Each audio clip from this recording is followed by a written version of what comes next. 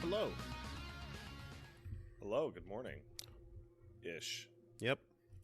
Know the Close deal. enough. Ha ha ha. Man, Xbox can go fuck itself. A little targeted. Xbox can go fuck its own ass. A little to targeted death. on those tweets, bruh. Holy shit. I'm sorry. Did your lock-on sensor detect that missiles were incoming?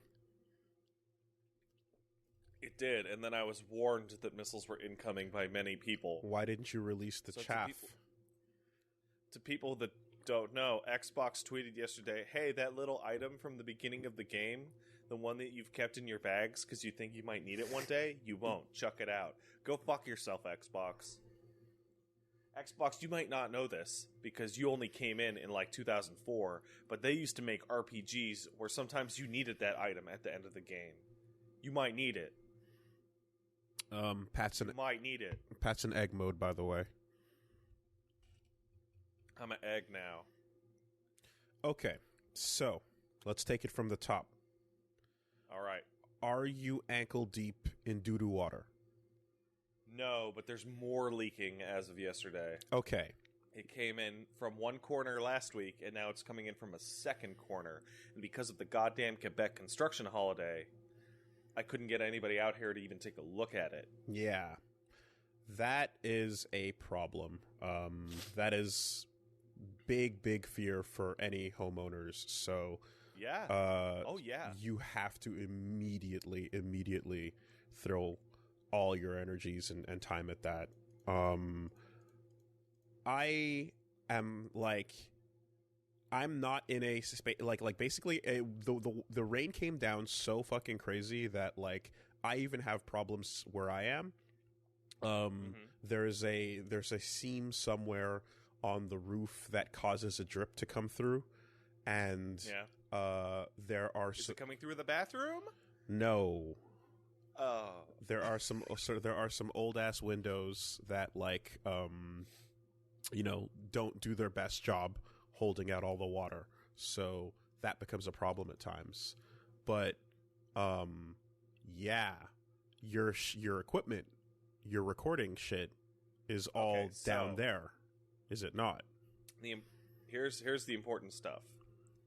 I am on this side. I'm on this side of the room.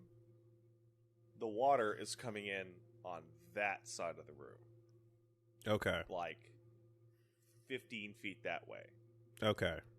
No, I don't know what 20, 10, I don't know, whatever, that way. And it is not serious leakage. It's like dumping one bucket of water straight out onto the floor for the whole evening. Right? So it's like, a millimeter of water dripping out of the wall. Okay. So we have it beat with towels. Yeah, right? okay. But it's the fact that it is there. Yes. I don't like it. So, back at my mom's place, what we had was the back door. There was two back doors. There was one that was like you take a steps to go up onto a little balcony, not balcony, a little whatever, kind of like a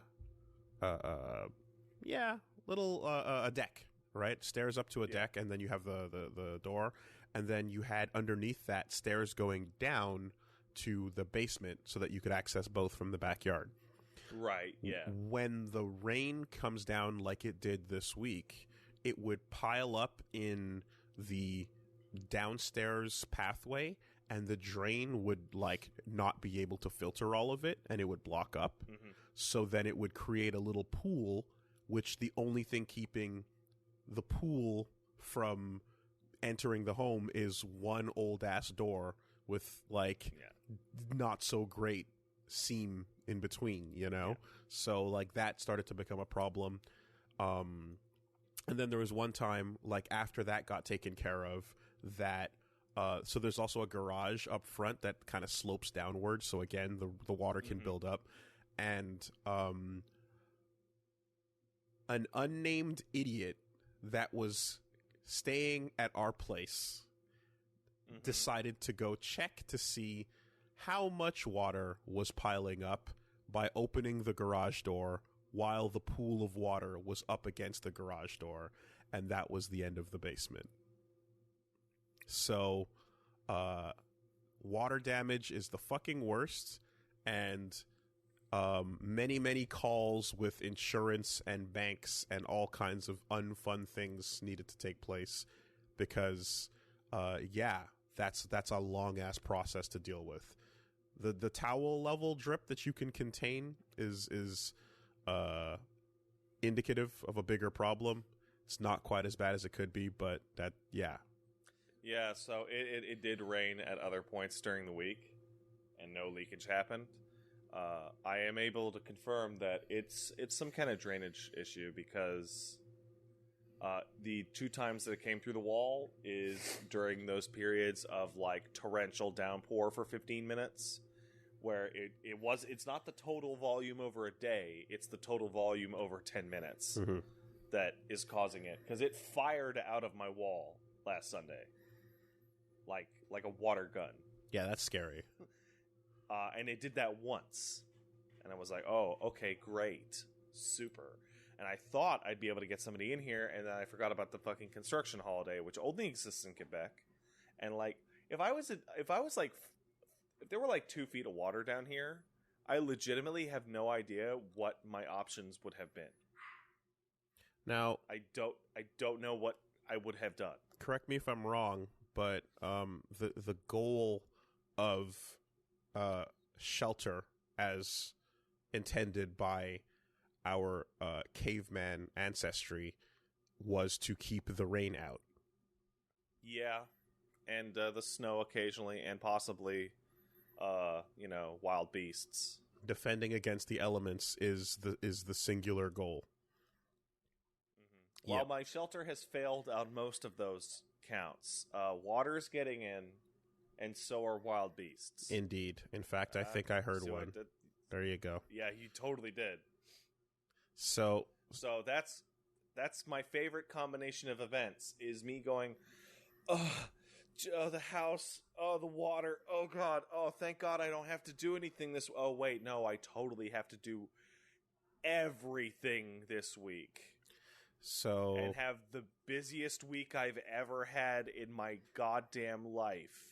I heard you had a baby and named it Vodka Gorbalski. Yep. That came up a few weeks ago. That name came up because we were talking about how to pronounce it. And I'm like, Paige, there's no correct pronunciation. The games don't agree.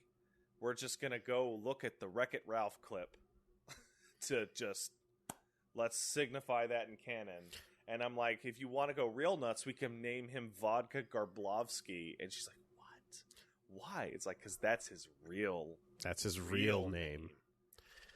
Yeah. I my understanding of it is that what you're hearing is a Japanese company use an announcer to say a name, and then as time goes on, they take a couple cracks at it until perhaps they land on one where they ask somebody, perhaps from Russia, what it should be.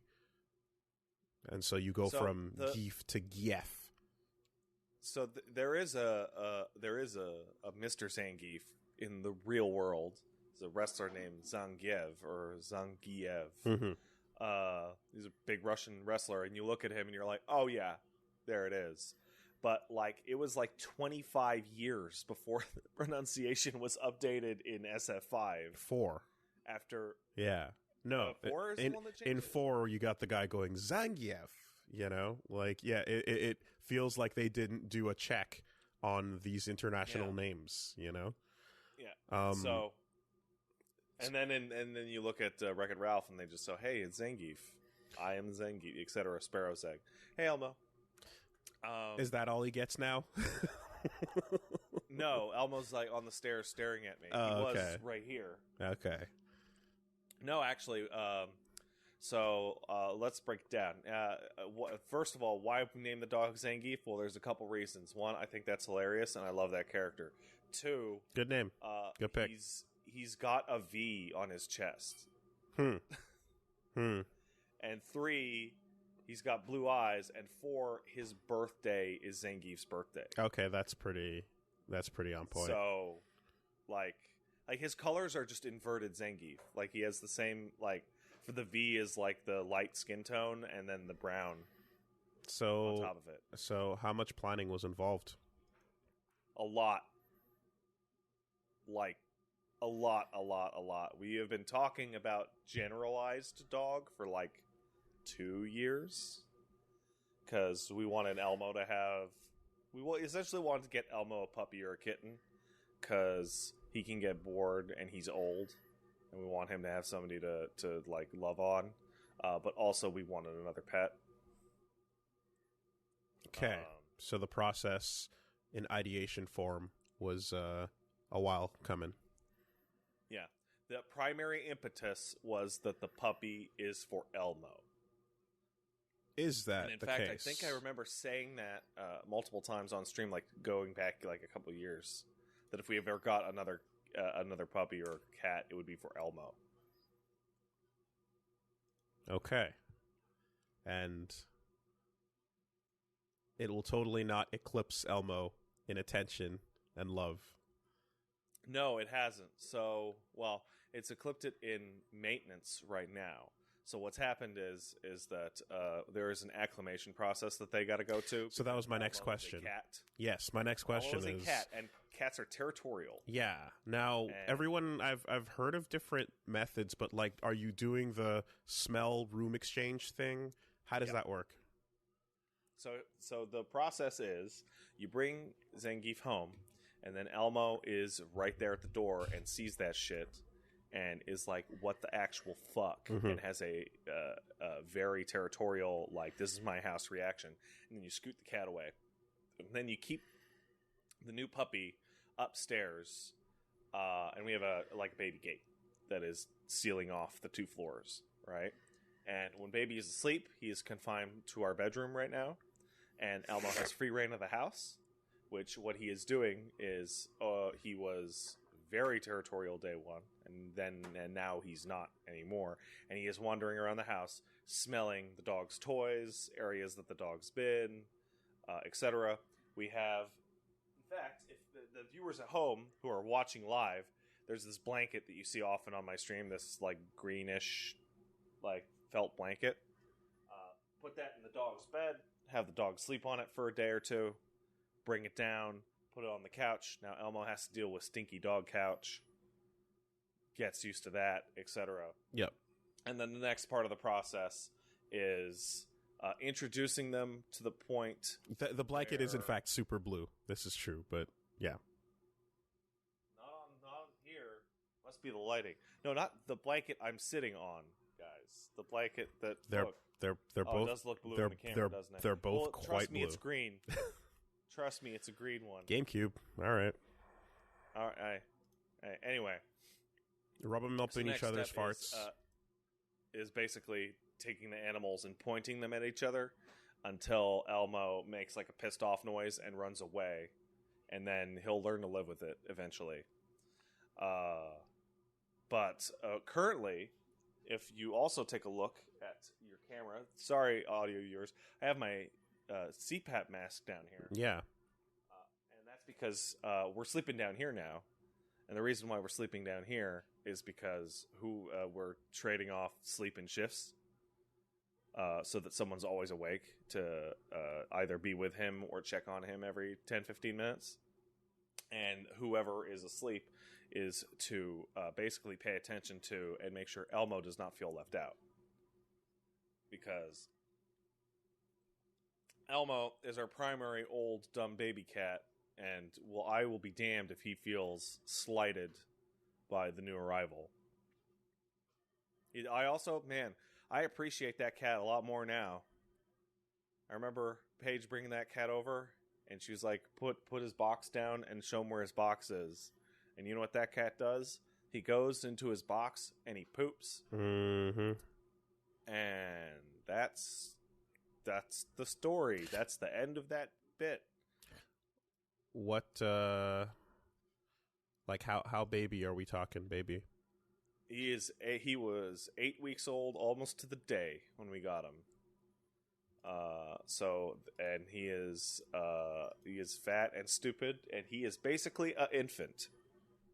Like, now he is pooping and pissing all over, just sans diaper. Okay. Now I know that the part of the family prerequisite is to be considered fat and stupid, but you don't know yet if Zangief might be fine. He might not be Elmo. He might be totally normal and okay. I think you should wait to see. Oh, I'm sure. Paige is actually going to be taking him to the vet for his first checkup during the podcast. Like she's getting him ready with his little baby harness, and we got him a car seat. We got him a little safety seat. Oh, by the way, so to those of you who are asking, well, how are you guys going to get dog to the vet, dog for walks, etc. during the COVID? Paige's birthday is coming up, so she got herself a used car the past week. Okay. So that solves like 80-95% of COVID troubles in terms of leaving the house. So yeah, as having a sealed bubble to go around. The next question was how do walks take place? Yeah. Right this second, walks don't take place because Puppy's only had his first batch of shots. And if we put him down and walk him on the sidewalk or in like a dog park or something like that, there's a possibility that he could catch parvo from the ground. What is that? Which it is a disease that I was not aware of until we started like seriously looking into the puppy. When I was younger, all that we worried about was distemper and rabies. And now we have parvo, which is basically the plague of death for dogs that can sit on surfaces for years and is their primary vaccination target now. Is this like recent? And by recent, I mean the last 20 years? It seems recent. Yeah. It seems... Wow. So never heard of that. If your puppy is not vaccinated and gets parvo, they will die. Okay. So that dog's feet are not touching the fucking the soiled earth until that second rounds of shots are going in. That's going to be like, I'm looking at so that'll be like the week after next. Okay. So that'll be fine. However, we definitely want to get puppy socialized so that he doesn't, be an asshole when he grows up. So we're going to see my folks, and he's going to hang out with their dog in their place where it's, safe, and that's the only dog that's around. Right. And obviously their puppy's vaccinated. Well, I know their dog's about a year or two old now. And we also got him a stroller. We got him a pram.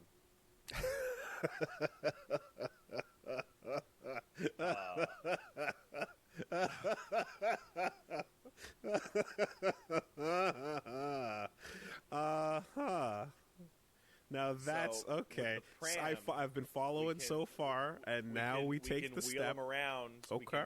We can go down to a street and wheel him around, and then if people are properly masked up and don't have dogs with them, we can open up the little pram and be like, would you like to pet our adorable doggy? And everyone wants to do that, so the puppy learns that new people are okay and stuff like that.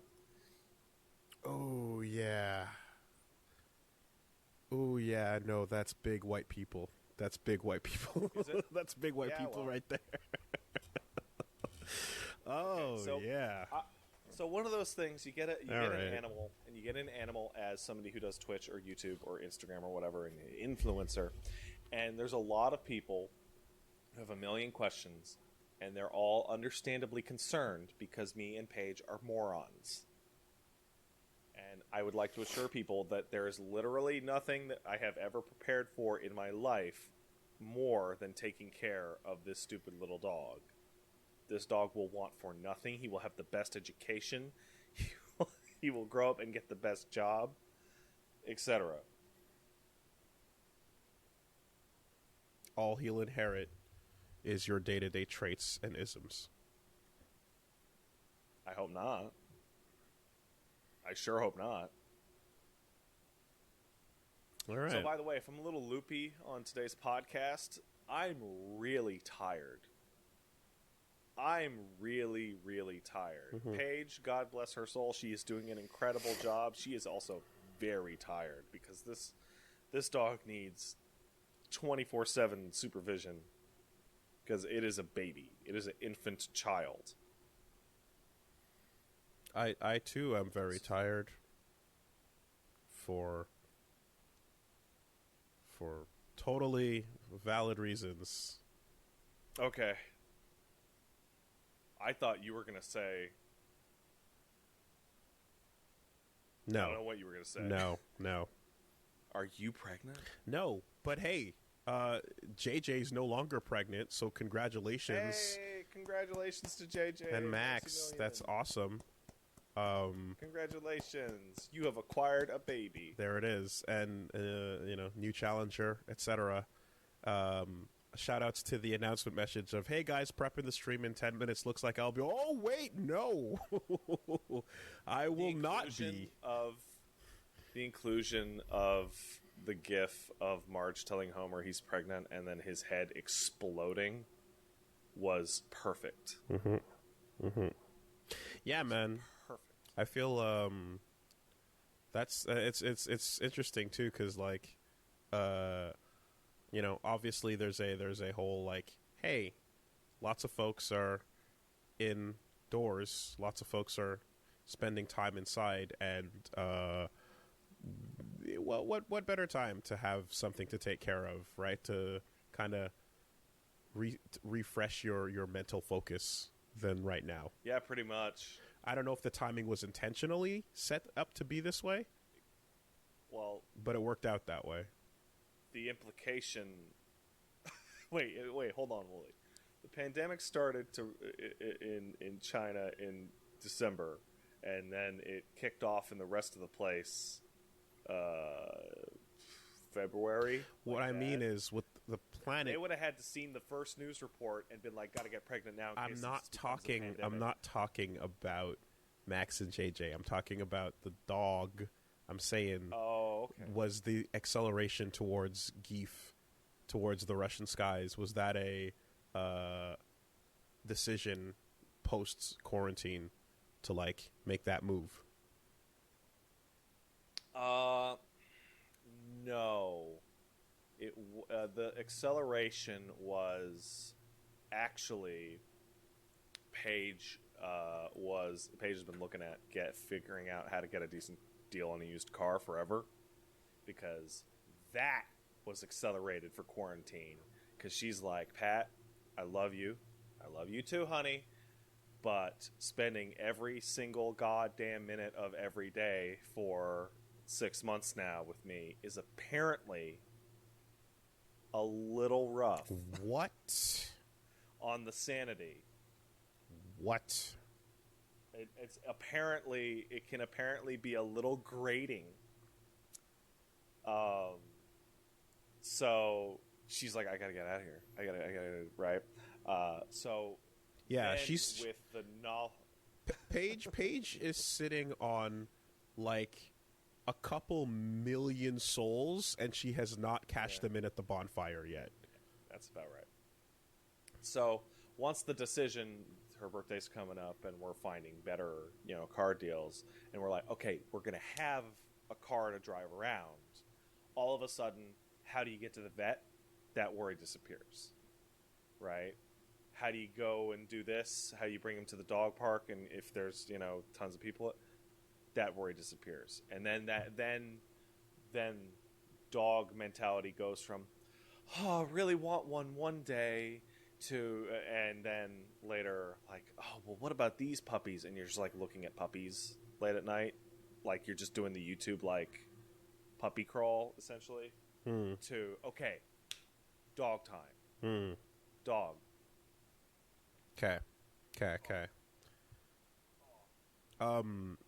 So to switch back over to the previous topic, I actually saw an article like a day or two ago that said that for some reason there are like way less premature babies being born during quarantine, and they're trying to figure it out, but like they're basically suspecting that like the super quiet life and the very like non-stressful, even though stress can, stress is actually quite high in many places, but like in terms of just like moving around, going places, not staying still. I bet what you're saying is that a more sedentary lifestyle, women who are pregnant. Yes, I think that's probably what they were going for. Hey, I'm a doctor, and yeah, I can tell you right now that when you put a woman in a car and she's pregnant, the engine just shakes it's like a carbonated can of soda. Mm-hmm. And if you shake it long enough, it's going to want to fly out early. Yep. And then fill up the glass and then deflate.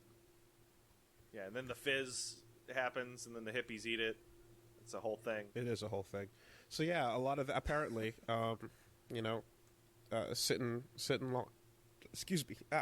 locked down is good for that process. So how about that? That's pretty. The real question.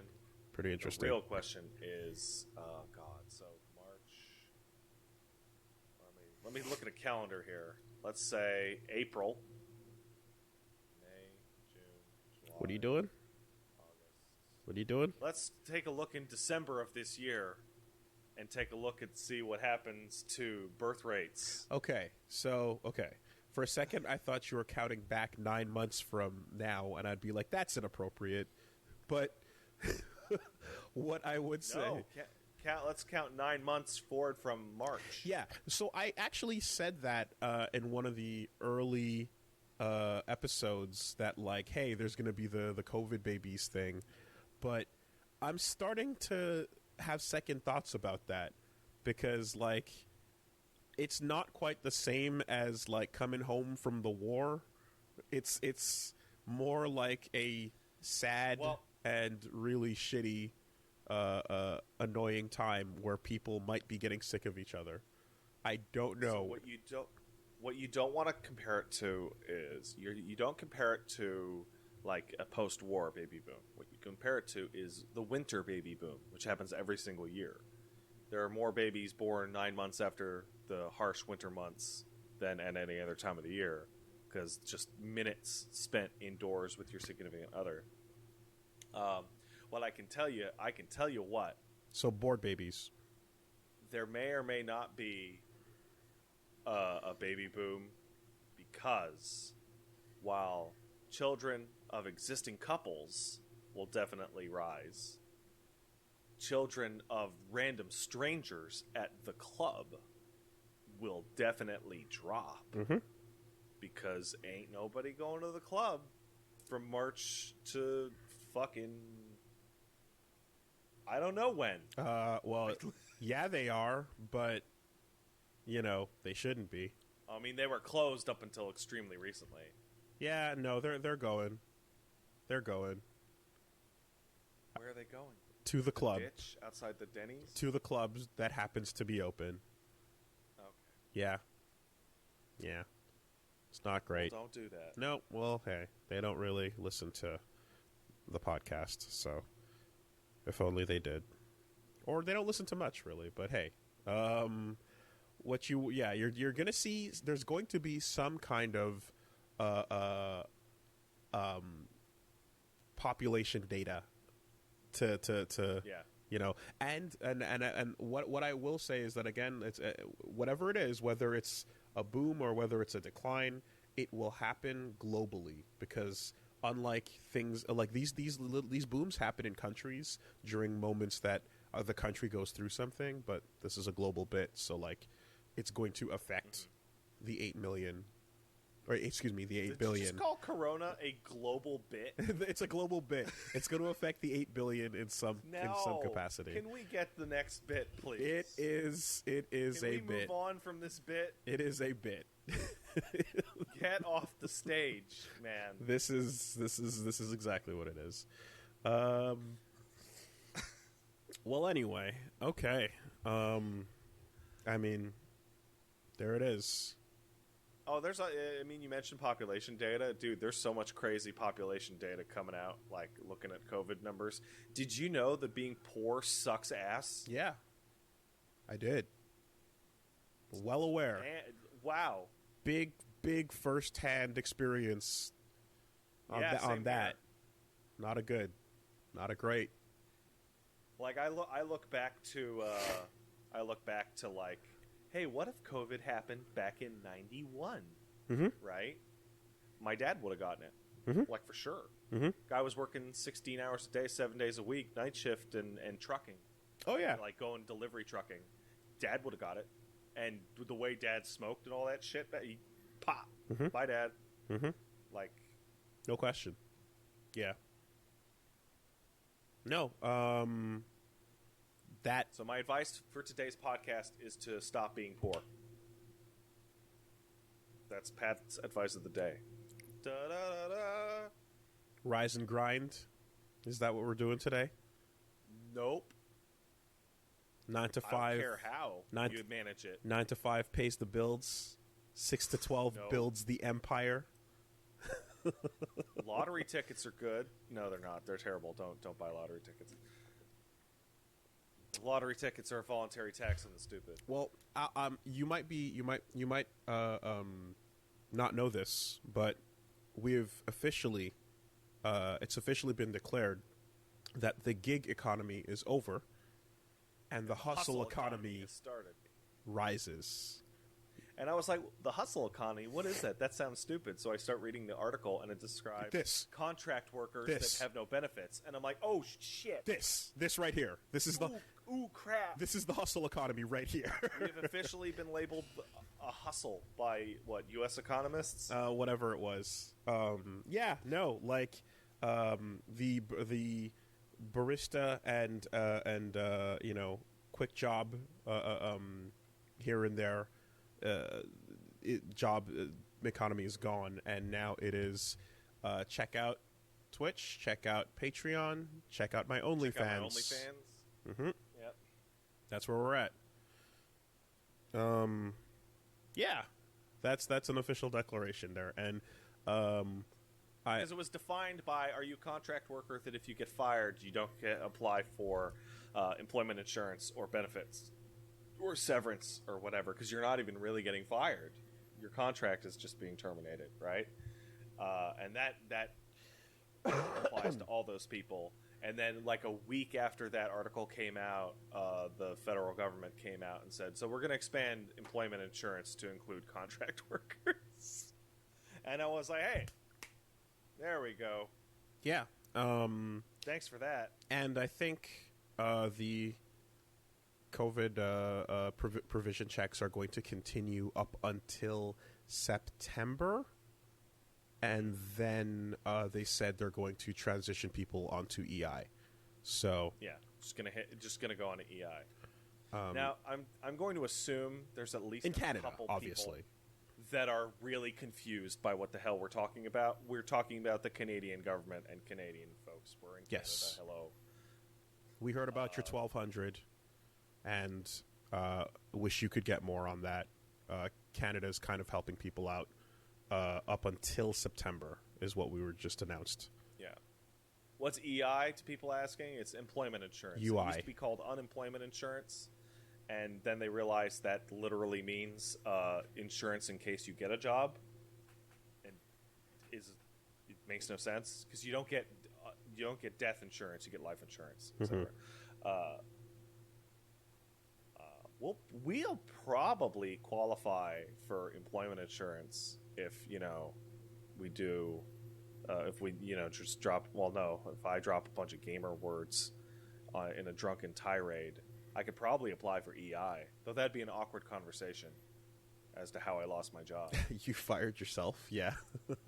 Yeah that would be interesting.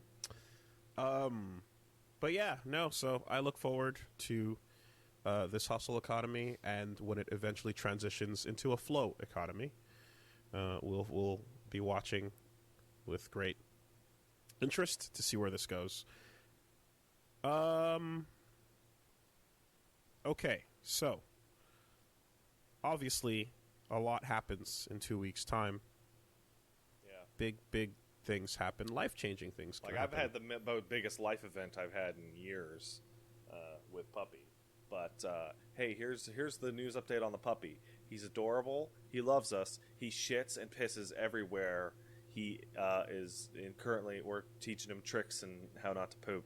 But oh man, it's gonna be a while. See, that's what the puppy news is gonna be for like months. Okay, but the problem is if you teach him tricks but you don't have the bathroom down yet, you're gonna end up with. You remember Akamaru? I do. Yeah, you're going to end up with that the spin with the poop. Psycho Crusher, but he's just releasing the fluids and solids at the same time. He's already pretty good at because we're not taking him outside quite yet because we're afraid of the parvo, but he's already pretty good with his pads. I'd say he hits them about 75% of the time, which is enough for us to be able to tell that he is trying to do it on purpose. Right? Instead of just it happened to be random chance. So he is improving. He is a good boy also. Spinning paw driver, more like spinning pee-pee doo-doo. So people correctly guessed that dog's probably going to grow up to be like 60 pounds. And there will be a day where I am sitting here. I enjoyed it. You did it. All right. Well, Wooly, I'm trying to laser focus here because I'm having trouble focusing. By the way, I got a monster. Now that we have a automobile, the ability to travel and actually do a groceries happened. That was crazy experience. Haven't done that in a while. But I lost my train of thought. Laser focus. The dog is cute. Okay. Well, how about this? This is my laser. See, this is even me explaining my laser focus made the laser focus go away. That's how it works. That's how lasers go. Oh, the dog's gonna be big, so there will be a day that me and you are talking on this podcast, and I get like Goldberg speared. possibly off camera by Okay. a dog that wants attention. Yes. So how about this? The breed. Oh, he's a bulldog. Okay. No mix in there. I'm not super sure, honestly, but maybe not. But he is a bulldog. He is going to have a fat face. And is he going to have the breathing problems? Doesn't look like it. Okay. No, he shouldn't. Because I hear that the purer they are, the more they have the breathing problems. Yeah. If he does develop breathing problems, we will fix him with technology. This dog will want for nothing. He's got multiple vet appointments this month. Like, he's got checkups from 2 different vets. Because we want to make sure that, like, I don't want to go to a vet and the vet's like, oh yeah, dog's great, and then dog's not great. You know, Mm-hmm. He's a baby. He's got to be protected from the elements and his own internal organs being disgusting. Have you commissioned the red and yellow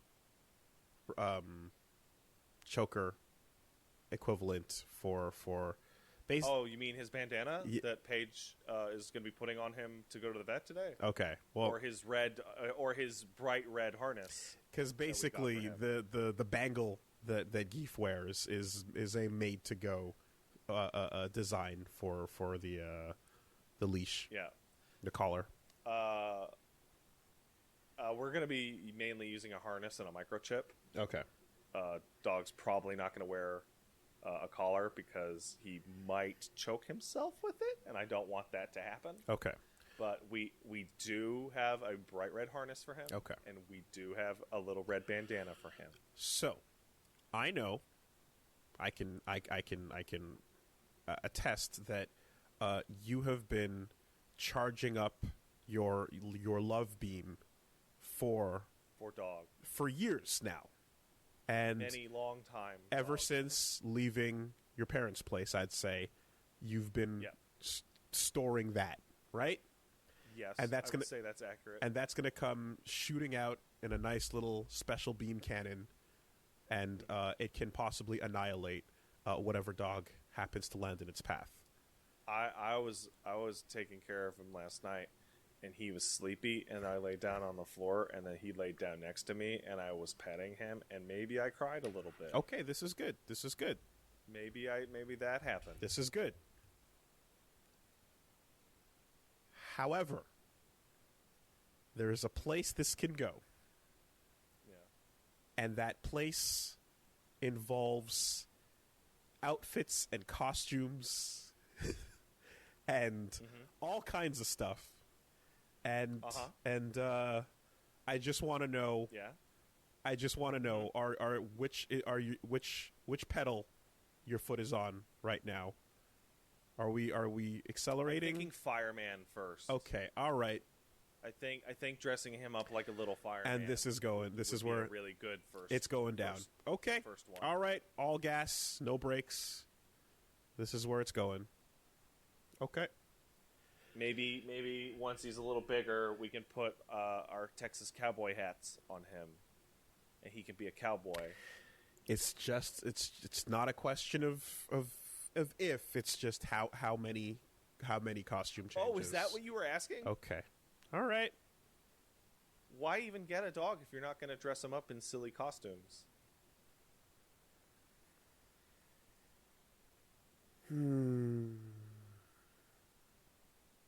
Make sure to zoom in on his face as he hates it. Okay, so this is the best part. If you look at baby now, you look at him dead on. And his dad that we know has the same thing.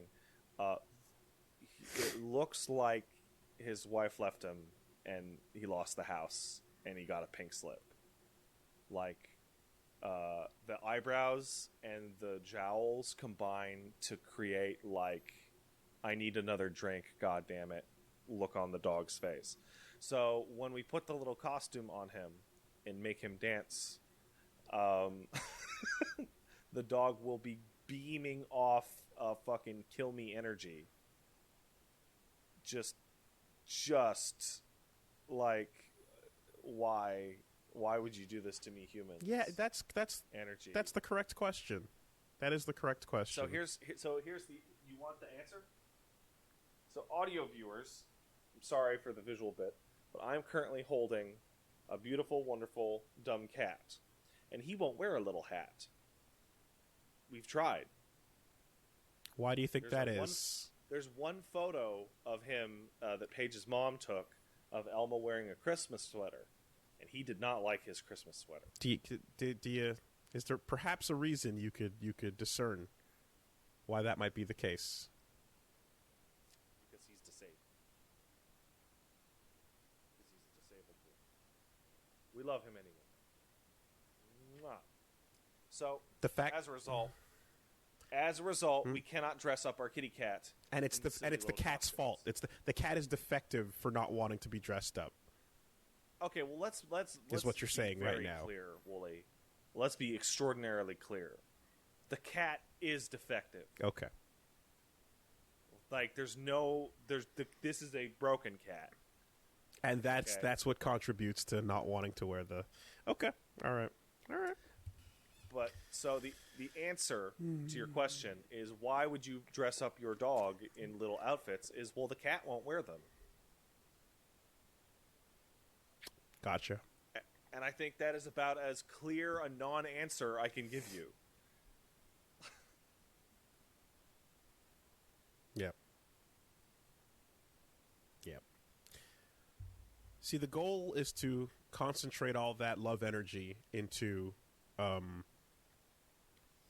nice, warm, all-encompassing form, and not into a destructo disc, which slices in half whatever it touches. Okay. All right. More of a spirit bomb. Yeah, more of a spirit bomb. Listen, if we put a hat on the dog and the dog's miserable, I'm not going to wear a hat. No, but you will still have the big beef suit arm geef thing in the mail, so that when it but if he doesn't, and it arrives, and then it's like, oh, but we set up the shot so that it can walk down the hallway, and then he can have the arms bouncing. Listen, if the dog don't like it, the dog ain't gonna wear it. Like, for example, some people you put their harness on, and puppies will try and eat their harness because they're idiots. He likes his harness. He doesn't give a shit. He just waddles around with it. Okay, fine. That's give as long as he gets a... And the harness is not optional. As long as he gets a fair shake. Dog needs to be on a leash. As long as he gets a fair shake in deciding, and it doesn't become a, like, oh, look, he did it. He's wearing it. It's the 8th time, and he kind of just accepted it. But yeah, look, he loves it. See? Doesn't he love it? And then you zoom in on said kill me face. Let me ask you a question. You had a dog when you were younger, but it was a larger dog. Much larger, yeah. Okay, so I've had me and my folks had tons and tons of dogs over the years, and you ever know people that, like, the dog stands up or whatever, and then you grab their arms and you're like, haha, you're dancing, haha, like, Lady Bird and Hank Hill in that gif. Mm-hmm. And the dog's like, I don't get it. Mm-hmm. Haha, right? Or you ever pick up your dog and be like, and sing a song while you didn't know you wouldn't do that. Anyway, point being. Well, you can do things for treats, but. Yeah. Oh, this dog, I've never seen an animal more food motivated. That's the thing, yeah. Like, no, I mean, I've seen other puppies, I've seen other dogs. I've never seen any animal more food motivated. The dog goes from dead asleep to almost knocking you over at, I think he's like 11 pounds, with frenzy to get to food bowl. It's hilarious.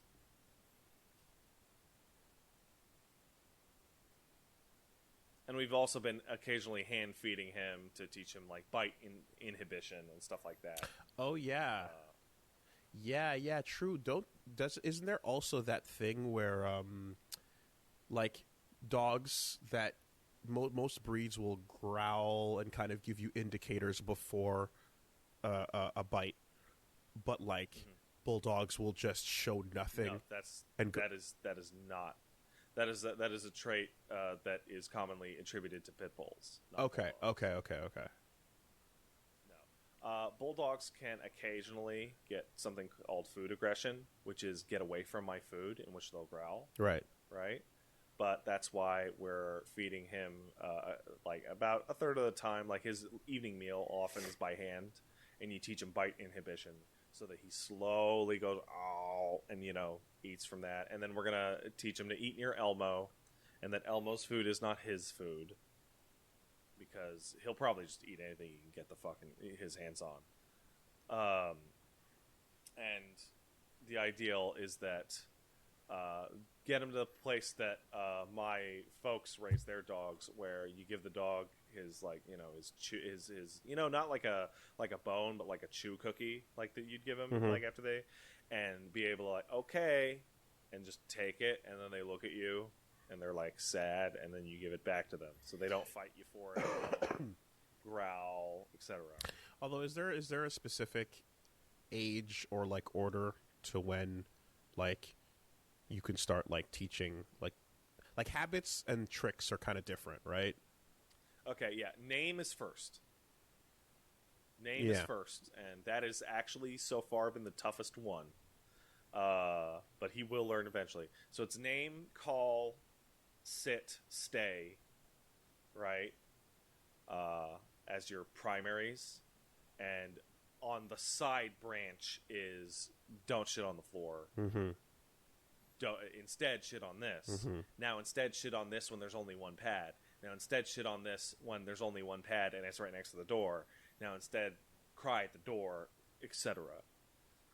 I was actually just listening to a podcast that had a dude who trains dogs on it, and he was talking about how you like a big mistake that like people make is like getting like thinking that their tone of voice is kind of going to indicate what they want in times when it doesn't.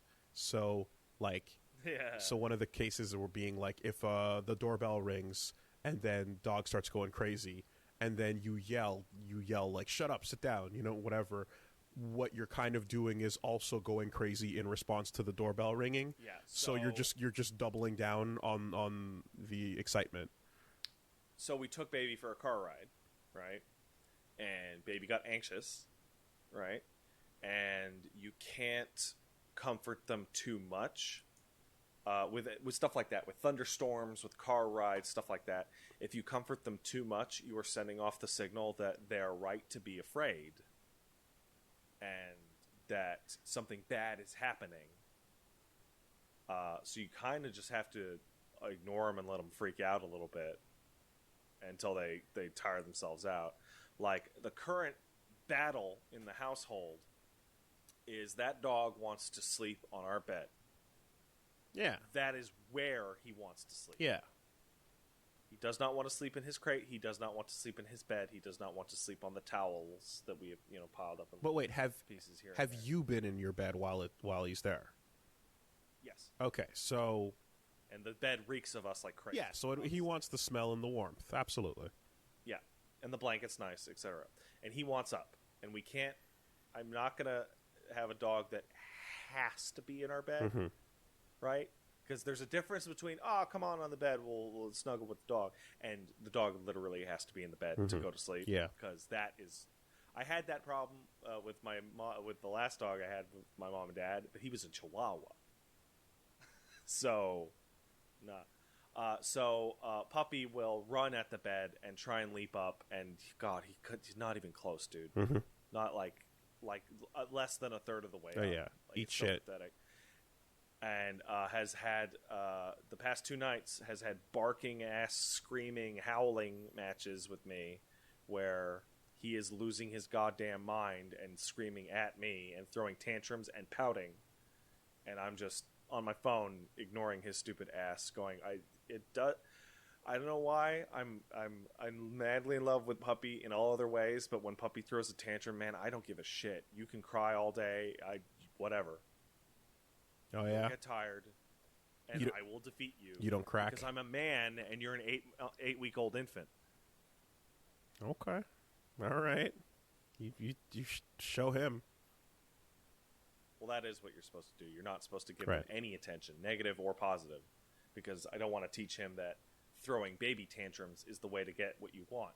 Now, granted, in reality, and for me personally, throwing baby tantrums can in fact get you exactly what you want, but that's a bad lesson to actually teach a young child or dog. I, Are you noticing a language problem here? well, it's not unexpected. It's anticipated, so that's fine. I guess the goal is to eventually just have the both feeding bowls together and Yeah. let them sort their shit out.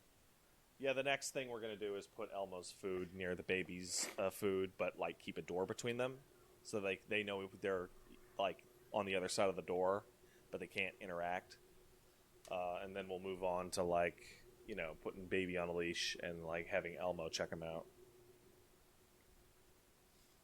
But we might have to put Elmo's food on an elevated platform or in a room the dog can't get into. There are situations where if your dog is fat enough or desires to be fat enough, if there's cat food around, they're just going to eat it. Oh, that's a problem. That's how you start wars. Well, at the time being, if there was a war to be started, I would definitely bet on the cat, which is why we clipped all his nails the day before the dog showed up. Yeah. That's Just in case. That's correct. Just in case. That's the move. It won't be that way for long, but for now, yeah. Yeah.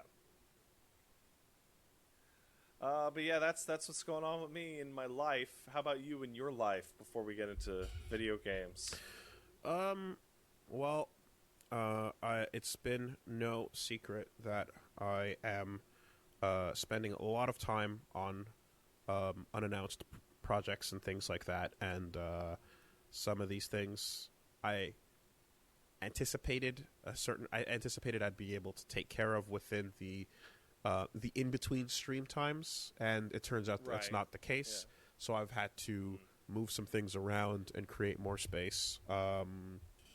So it's not VTuber stuff, as I've mentioned to people. Like, that's a separate thing entirely. That is also a project I'm working on, but like that's currently back burner until I can sort out what I got in front of me on my plate. But yeah, as a result, the stream is going to be a little light this week. And in fact, it might be, it's going to be a little light this week, and we'll have some stuff going into next week. The back end of next week is also going to be light because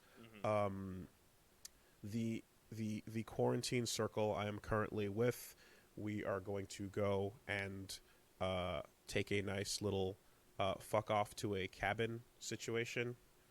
So we're going to go up and just kind of get away from things. And are you going to seal yourselves off from society and turn all your phones off and then have the wonderful experience of like, hey, Corona 2 has popped up? I will be while you were gone. I will be sealing myself off from society. I will not be turning my phone and shit off. I'm bringing all my tech with me because the whole the tech retreat thing is like, no, I'm not on a tech retreat. My tech comes with me into the bunker. I can't stop thinking about that guy that's like comes out of an 8-week nature retreat. Yeah, it's like, so what happened, guys? Yeah, exactly. Yeah, not quite that, but more so than anything, like Punch Mom's been grinding away at her job and school at home, and it's been taking its toll. So need to take that break when you can get it. And right now, the Ministry of Quebec is saying, hey, if you got to go somewhere, you should go out to remote Quebec. Stay within the province And it's like, yeah, Why not? It's within regional boundaries, and there's a lot of remote out there in this province. so that's exactly what's going to be going down. So yeah, all that to say that there's going to be a little light streaming for the next little bit. Can't say much about the project until I can, but when I do, obviously you guys will know about it. What I can say, yes, since we didn't get to talk about it last week, if you're just curious, you can go check out on the Rooster Teeth store a new T-shirt available. Ooh, new shirt. New shirt. Go buy it. It's the animated intro that Quiet Viking put together is now in a kind of comic book panel format up on the Rooster Teeth shop under the Castle Super Beast section. So my quick link towards it was tinyurl.com/Castle Super Beast shirts. You can pretty much find them all in a quick little grouping right there. But yeah, a portion of the funds that you spend on that shirt will go to Puppy. There you go. Don't you love puppies? There you go. And yeah, it came out really nice, and Quiet Viking rules. And actually sat down and had a little chat with him because he's working on something pretty cool as well, and I'll let him sort of announce that and stuff. But yeah, that is available right now, so you can go check that out. Got a little. All right. Don't worry about that. Anyway, so yeah, we had that, and in the time that was not spent exhaustingly working on this, I can't wait. Sorry, I can't wait to talk about this thing because it's just. Don't do this shit. I'm sorry. This shit it's just. sucks. I know. It sucks. I know it sucks. It's so much though. Anyway, moving on from that. In the meantime, what I did do is, one, I spent some time playing Fantasy Strike. Fantasy Strike, okay. The fighting game has had a big update where it is now free to play. It is now cross-play on all consoles and platforms. Which is including what, the Switch as well? Switch, PS4, Xbox, and PC, I believe. And no Xbox. Oh, no Xbox? Okay, excuse me. Yeah, PS4, Switch, PC. Yes, crossplay is there. 2 new characters were put in, and basically, yeah, there's the free-to-play switch over means that now, because between going free-to-play and between having crossplay, it's way more active, and you can get games in. I would fucking hope so. Much easier than you could. People got to play your game if it's free. It's rollback as well, so that's all doing what it should.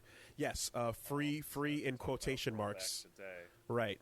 So the way they've set it up is the free to play version of the game you get is basically you can play online, not player match against basically like ranked or I think it's like you can play online, ranked or unranked, full roster in the free to play version. Whereas if you want to, so you're free to play with randoms essentially. Okay, but if you want to play with your friends, buy it. You have to play, if you want to play with your friends, yeah, you gotta that's a fairly interesting business model. Yeah. So for that, it's the $20 like core pack, I believe. So that's what they did. I mean, that generally allows, I guess, people to mostly populate the online, service, which is where you want people to be, so that you can always have people to play against. So that's what they did. Lots of scrubs to play against in a business model like that, which makes other scrubs very happy. So yeah, that's kind of and that's kind of the decision. Basically, the way the community manager, we had him on, and he kind of talked about it, and the way he kind of explained it was like, they set it up in such a way where they're like, yeah, we'd like to keep working on this game, and in order to do that, we need to make some money on it. But we also want to have as many people come in and see if they like it. So that's kind of what it's set up to do. I went back to that, and I've been playing a good bit with the new character, Onimaru, giant, big sword guy. He's got some pretty sick, high damage swings, follow-ups, some stuff that I really like in a character, which is like... Oh, that dude looks so much like Bishamon. It's totally that. It's the Bishamon guy, yeah. So he's from the expansion deck of the Yomi card game. He's from the second set of characters, and he's got stances, he's got counters, he's got some really brutal, just charge the sword up, and if you twitch, I'm going to swing it types, intimidating moves. So I was having fun with that. I like that. Between him and Geiger, I think I have like the two characters I like to play the most. And the way like ranked and tournaments tend to work in this game is they actually it's team mode. So they want you to pick 3 characters, and then it does a rotation system. So instead of doing a 1v1, you kind of have these like 3 matchups that you have to have. So KOF style, you kind of need to have at least 3 characters. Yeah, I was just about to say, like, it's just KOF. Yeah. They've explained it. I remember he kind of explained it as like it just because the games can go so quickly, and because matchups are like such a big part of it, it really shows. I think it's just like it's a better indicator of which player is better if you can cover your bad matchups and still win the set. Okay. Yeah. I'm watching a little bit of footage of Onimaru now. Like, Jesus Christ, he hits like a Samurai Showdown character. Yeah, he does. He really does hit like a Samurai Showdown character. That's a good way to put it. So that's really cool. It's really nuts. There's also a kind of like I forgot his name, but there's the second guy who the second character creates duplicates of himself all over the screen, and then like one of them is one of them is fake, and one of them is real, so you don't know which one. And then he has an Aegis reflector where if you get hit by the Aegis reflector, those copies all become real. So it goes from being like a which one situation into a full-on like Genajin, and then at some point the Genajin copies can get broken off from him. Genajin is the Yun super from Third Strike. I gotta see footage of this. It's Quince. It's really, really disgusting when you see it. Oh, he's Rasputin. He's basically like a little bit. World here, what? Totally. This is really, really obvious. It is a really, really just. Oh my god! So I'm looking at the super you just described. Jesus Lord. Yeah. So that is really crazy. 3 copies of the character jump out and just start doing things, and then if you hit him with an Aegis, they become real, and it's like just die, just now die. There's no escape. They're all going to hit you, and you're going to be in an infinite essentially. Yeah. So Fantasy Strike, the 2 new characters. That's it. Quince and Onimaru. Again, yeah, playing some of that and having some fun and learning it a bit more again. That was pretty dope. The other thing I did was, I spent a little time playing Melee online via Slippy.gg, which we announced we talked about 2 weeks ago, the new form of Melee Smash Melee with rollback in it. And that's still the craziest thing. So the creator, the video's coming out today because we streamed it last Thursday, but I think Solidus got it together, and we're gonna put the full episode out of Get Into Fighting Games, Smash Melee with rollback today. We had Fizzy, the guy who made this. He came on. Him and Reggie are friends. They actually know each other from the Smash community because he was here in Montreal some time ago. When he was like in college and stuff like that. And basically, he told us the story about how, him by himself, 6 months of work, he implemented functioning rollback into Smash. And it's not just like adding it to, let's say, like the Dolphin emulator so that it like you can then use the emulator to match up with people and then like get that going. Right. He actually implemented an online login system into Smash itself. And it's so fucking impressive when you see it because it looks like it was shipped with the game. So, if one talented individual with no resources This is it. can throw this together in 6 months, Yeah. what the hell is Nintendo's excuse? A lack of concern for that matter because it Yeah, doesn't. it's They don't need that. Doesn't matter to them. all I can feel is somebody shrugging with their hands out, going, "I don't know, lol." What people we talked about a lot of this. We broke it all down, and what they care about the most, what matters the most, is the new character announcement, the stage, and the songs. So, like, that's kind of what matters to the package for most people. So that's what the focus is, and having a decent online. I mean, the Switch itself is not. You're not plugging your Ethernet into the fucking console. It's already set Yes, up. I am. But I mean, it's already set up for failure out of the box because most people are on For the Wi-Fi's. on Wi-Fi, right? And we'll talk about that in a second because there was some news that was quite shocking in regards to that, but not really. Anyway, that comes later. We talked to Fizzy, and yeah, he kind of explained.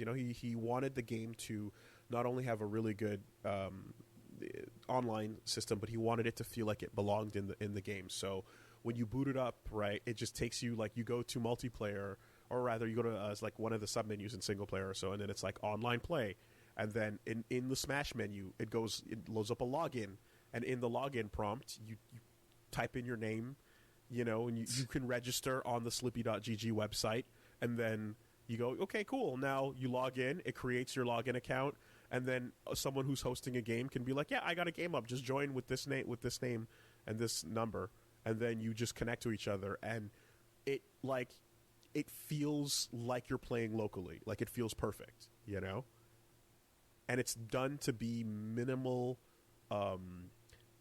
difficulty. It's done to be very, very like new player friendly. We are in the weirdest time for fighting game rollback netcode because it's starting to happen and it's starting to become unavoidable. And every time it happens until I guess it hits like 80% of games, when I hear what you're telling me is incredible. And Slippy's work is astonishing and he should feel incredibly proud. And I'm pissed off. Like I'm upset. Because it's not in the game that I want to play. Exactly. They won't put it in the game that I want to play.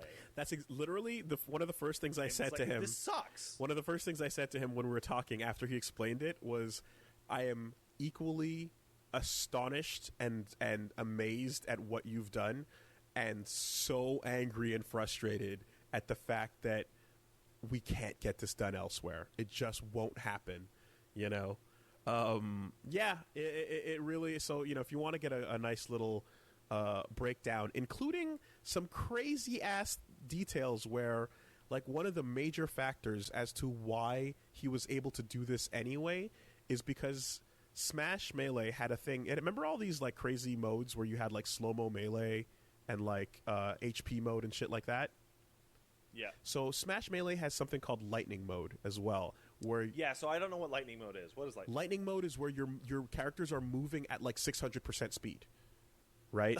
Like super fast, up and crazy, yeah, right. So as a result of that, basically he's like, hold on a second, if this mode is in the game and they're moving super fast, then it's like clear. It's showing that the render engine for like what's showing the characters and their frames is decoupled from the game logic where you input your moves and buttons.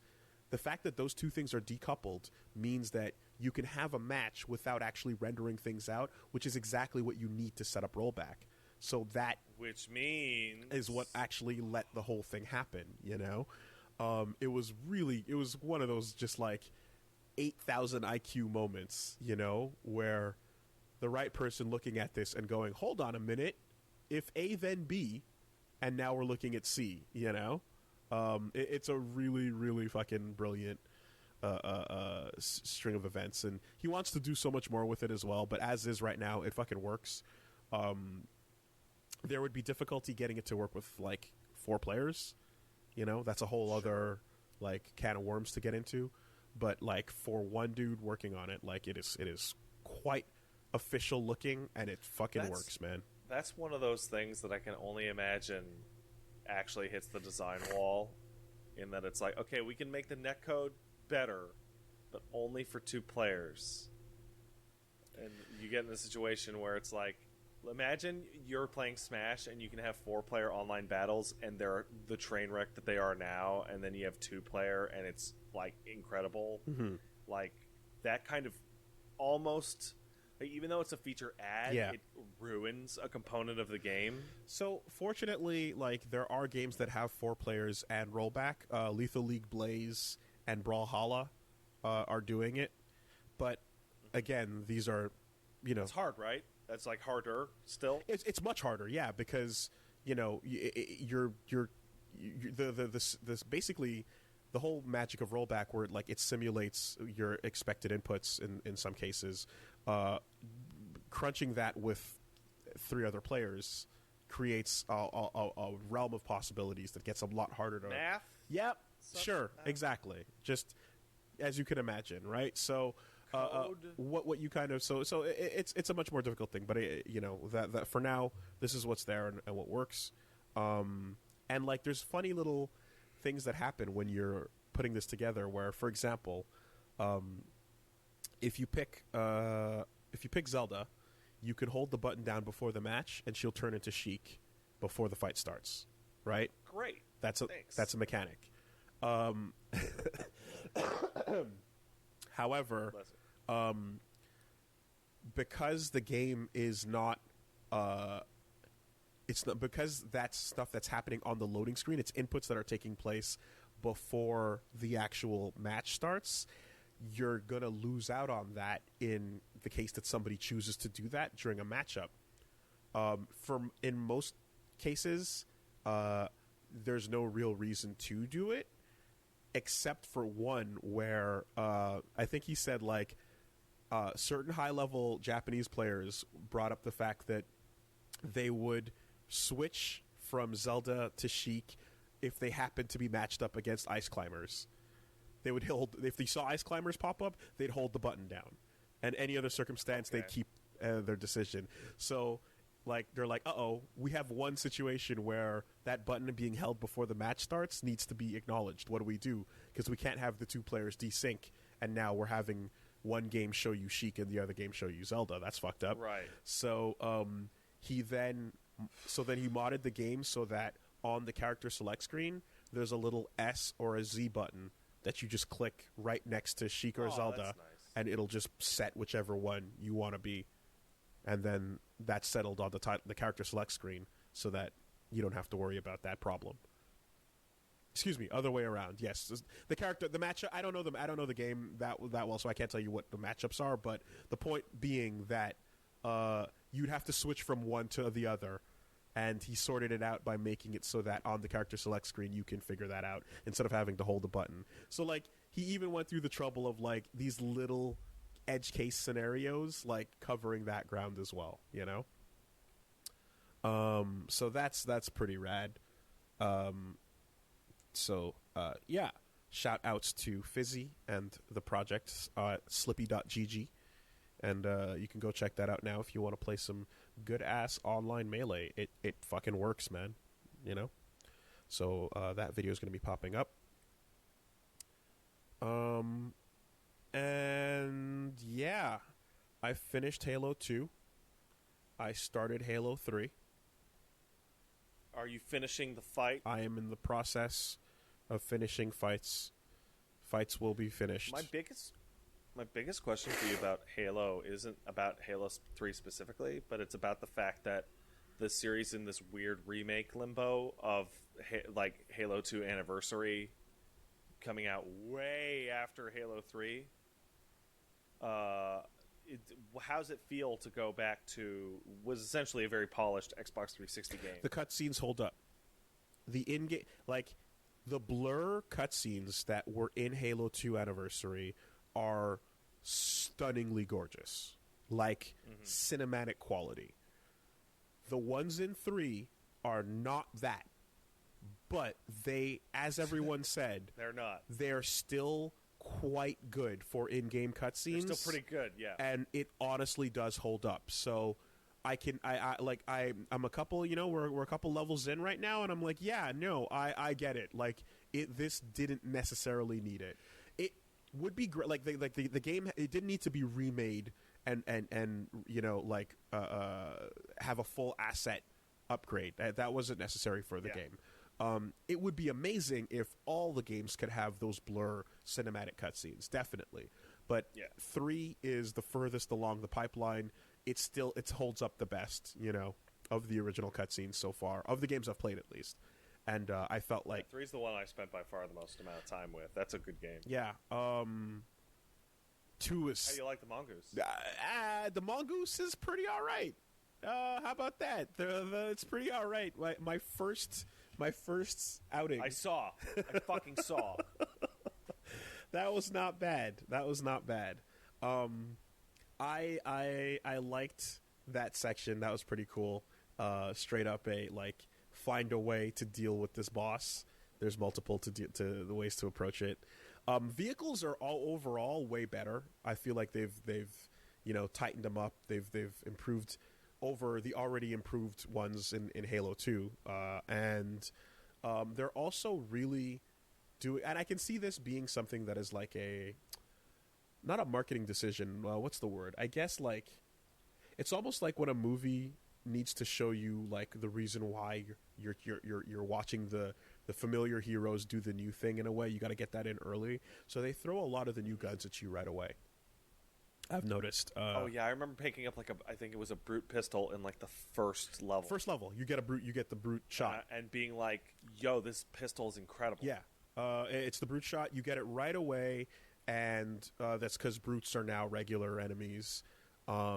And then, you immediately get, a couple of other new guns. Also because they need to kind of, replace the... you're probably going to be like, why can't I dual-wield everything?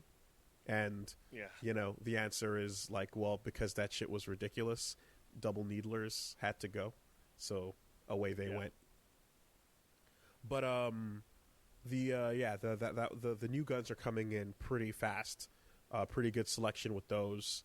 I feel like it makes a lot of sense. I'm imagining a lot of this in a multiplayer context, and I can see that variety being really fun to play with. Particularly if they did keep some of the old guns, all the old guns as well, or at the very least, you have stuff where you're starting out with the battle rifle, which is fucking fantastic as always, and then same thing, first level. Here comes the hammer now, right? Oh man, the custom games with super speed and low gravity and that hammer, it's the shit. Really, really fun. So the design of that one of these first areas where grab the hammer, RB is gonna go up top and fire down the hallway and draw attention. And Chief is going to go underneath, sneak around, and I'm going to come up behind everybody and just hammer the fucking shit out of them. Really, really fun. Really cool. So, Halo 3, pretty fun. That game also, it's pretty uncommon for games to end well. And I don't mean story-wise. I just mean, a lot of games hit their climax 3 or 4 levels too early. And then it's Halo 3, it's a pretty steady climb all the way up until the credits. Okay. Those last, 2, 3, 4 levels are all just oh, yeah! Just increasing in quality. Okay. It's great. I'm looking forward to it. We're still in the first half, but so far, I mean, there's been a very clear build to the middle, and I feel like the Halo games, instead of putting the climax in the at the end of the second out of 3 acts, they will put it in the dead center. There'll be a gameplay switch in the dead center of the game, and then you'll build up towards a 75% mark climax, actually, and then ride out the finale. So it almost feels like the Halo games so far have been in 4 acts instead of 3 a little bit. But yeah, man. Well, that's why there's Halo 4 to finish. No, that's why there's Halo Reach. Or Odds. Yeah. Orbital drop. Damn it. Yeah, it's it's so Strategic guy. it's a cool thing because they do it multiple times in the game, right? They do the orbital drop shock trooper, right? They do the thing, and when they're doing it, I'm like, oh, so basically they're dropping from high up, right? Yeah. So I'm like, Yeah. So they're doing Halo jumps. And it's like, yeah, but we couldn't call it a Halo drop, so Yeah. we had to use something That's else. stupid. So I'm like, are you saying that this orbital drop shock trooper is some kind of high angle, low orbit drop? Essentially, what are we doing here? Anyway. Don't worry about it. It's not important. It was great. It was very cool.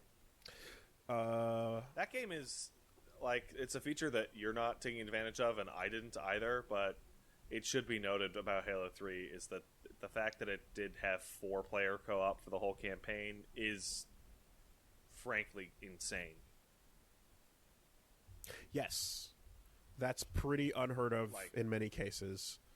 In fact, I remember my friend invited us over on launch for that, and we played the first maybe half an hour or hour together, just to be like, oh shit, yo, check it out, story mode multiplayer. And that was pretty cool. Yeah. There's only one problem with it, and the problem is that player 1 gets to be Master Chief, Yep. player 2 gets to be Arbiter, Yep. and player 3 and 4 get to be new elites created for the co-op mode. I mean, how much you want to bet there's books about them? I bet you somewhere Now there are problems. somewhere in Not at the time. Yeah, somewhere in those 33 novels, there's gonna be someone who wrote about who those player 3 and 4 are. So it doesn't even matter if it's who are these guys, because you'll get a ton of detail on who they are as soon as an author gets down to it. There's a fucking dude you shoot, an elite you shoot in an elevator in 1, and as you shoot him and you walk on, you take the elevator up to the one of the final areas, and it's oh yeah, that guy had a whole book and story and his journey to the final elevator, where then And now he's just an elevator corpse bit. where just Master Chief runs by and blows him the fuck away like any other enemy. Just keeps running. So yeah, no, there's it's become quite clear that these novels are a big deal. Shout outs to the Cole Protocol, the one that keeps coming back up because it's very important that we learn about what happens in the Cole Protocol. I genuinely feel like Halo was, in my mind at least, damaged by book nerds. In their defense, the Cole Protocol details are actually quite cool and interesting to know about, but there is a fury and fire that cannot be doused that comes with reading a lot of those things and needing everyone to know about them. It's just when you look at something and you don't necessarily view it as a story critical thing right off the bat. One of the most disheartening things is somebody to slap a bunch of supplemental material on your desk and go, you gotta get this though, right? Mm-hmm. I assume a lot of people feel that way about Nier Automata, right? Just hey, that girl has a big ass, I want to play the action game, and then you're like, well, check out this motherfucking stage play. Yes.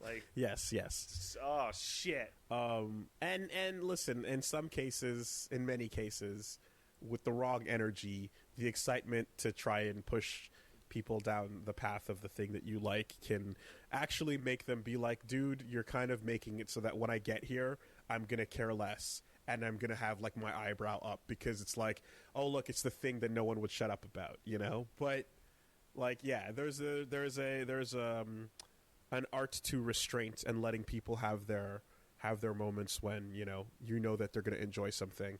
I mean, there's a lot of stuff that I've recommended to Punch Mom. She's actually just finished The Sopranos. She's read through. She's gone through Undertale. She's gone through P5, Vagabond as well. Like from time to time there'll be like suggestions when she's like, "Hey, I'm looking for something to watch or whatever," and I'll be like, "Yeah, check this shit out," And in all of those cases, I'm just like, "Here you go, go enjoy it." Right? I will not do the thing where I sit down and stare at your face as you're watching it, waiting for your reaction. Go enjoy it on your own. Do that, though. And whenever things happen and you want to come talk about them, we'll have a fucking fun talk about them. And that's the best way to go about it. Yeah, right. Why even have her watch it at all? Because the whole point of people watching things is so that you can also enjoy them vicariously again. Which we can do when we have the discussion about how fucking great The Sopranos is. No, it needs to be pure.